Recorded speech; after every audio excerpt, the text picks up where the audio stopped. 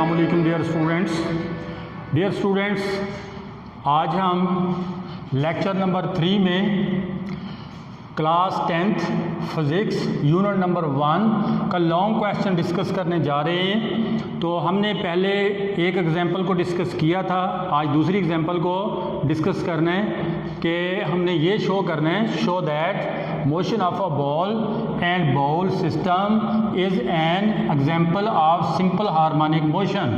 हमने ये साबित करना है कि प्याले के अंदर गोली की जो मोशन है वो सिंपल हार्मोनिक मोशन है। ये बात हम साबित करेंगे। Proof, when the ball is at the mean position O, आप अगर प्याले में देखें ये इसकी मीन पोजीशन है और बॉल इस टाइम मीन पोजीशन ओ है और बॉल इस टाइम मीन पोजीशन पे पड़ी हुई है ओ पे। That is at the centre of the ball. आप देख लें कि ये ओ यानी मीन पोजीशन क्या है, बॉल का बिल्कुल सेंटर है। Net force acting on the ball is 0, यानी बॉल पे जो net force total force act कर रही है वो 0 है। तो आपको पता है कि जब बॉडी पर नेट फोर्स एक्टिंग करने वाली नेट फोर्स का सम 0 हो तो वो बॉडी इक्विलिब्रियम में होती है। In this position weight of the ball acts downward. इस पोजीशन में बॉल का वेट किधर को है, नीचे की तरफ, डाउनवर्ड, यानी W इक्वल mg नीचे की तरफ एक्ट कर रहा है तो ये डाउनवर्ड है। And is equal to the upward normal force R, और जो नीचे गोली का जो वेट नीचे की तरफ एक्ट कर रहा है, इस बाउल को प्याले को नीचे की तरफ दबा रहा है तो प्याला इसको ऊपर की तरफ उठा रहा है, जिसको हम नॉर्मल रिएक्शन कहते हैं। यानी जितना इसका वेट नीचे की तरफ एक्ट कर रहा है उतना ही प्याला इसको ऊपर की तरफ उठा रहा है। इस तरह बॉडी जो है वो इक्विलिब्रियम में है और ठहरी हुई है।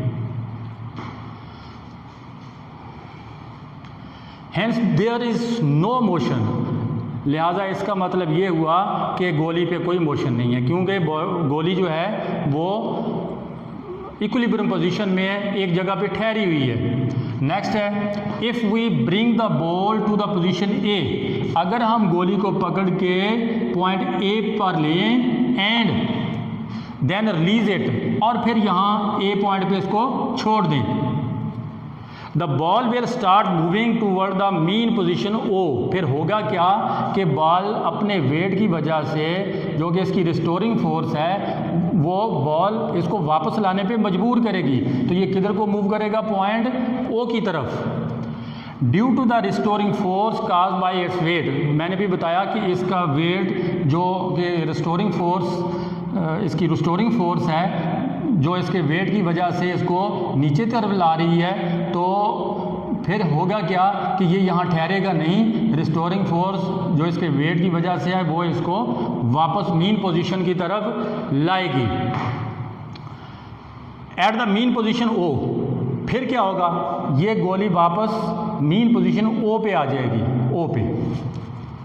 The ball gets maximum speed and due to the inertia it moves toward the extreme position B. तो जब गोली ए से रिस्टोरिंग फोर्स की वजह से पॉइंट ओ यानी मीन पोजीशन की तरफ आएगी तो यहाँ पे इसकी स्पीड जो है वो मैक्सिमम होगी, और इनर्शिया की वजह से ये यहाँ नहीं ठहरेगी बल्कि ये एक्सट्रीम पोजीशन बी की तरफ जाएगी। तो यहाँ पर हमारे पास ए बी दो एक्सट्रीम पोजीशन है और ओ मीन पोजीशन है। अच्छा, उसके बाद क्या होगा, तो बी पर फिर दोबारा, क्योंकि इसका वेट है और इसके अंदर जो कि रिस्टोरिंग फोर्स है, इसको फिर यहाँ नहीं ठहरने देगी। तो फिर क्या होगा, फिर ये गोली वापस फिर ओ की तरफ आएगी। जैसे ये ओ की तरफ आएगी इसकी स्पीड अप होती जाएगी। जब ये मीन पोजीशन ओ पे पहुंचेगी तो इसकी स्पीड जो है वो मैक्सिमम होगी, तो यहाँ ये इनर्शिया की वजह से नहीं ठहरेगी, तो ये फिर दोबारा पॉइंट ए की तरफ जाएगी। जब पॉइंट ए पर जाएगी तो यहाँ से ऊपर को जाते हुए इसकी स्पीड डिक्रीज होना शुरू हो जाएगी। तो एक पॉइंट ऐसा आएगा, पॉइंट ए, जहाँ पे जाके ये रुक जाएगी। जब ये रुक जाएगी तो इसका वेट जो है इसको फिर वापस ओ की तरफ लाएगा।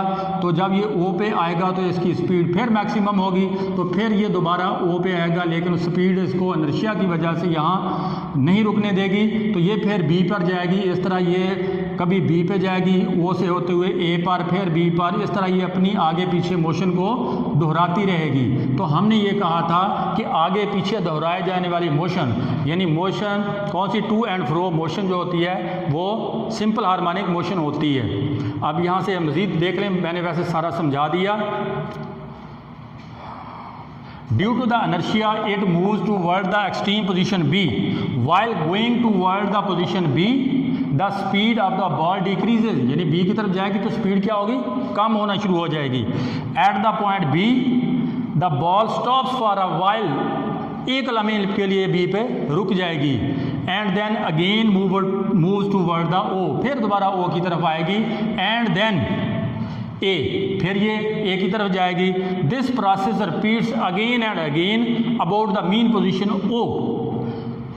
This to and fro motion is called simple harmonic motion. तो इस तरह आगे पीछे दोहराए जाने वाले मोशन को हम सिंपल हार्मोनिक मोशन भी कहते हैं। तो बच्चों आज के लिए इतना ही काफ़ी, बाकी बातें हम इंशाल्लाह अगले लेक्चर में करेंगे। तब तक के लिए इजाज़त दीजिए, अल्लाह हाफिज़।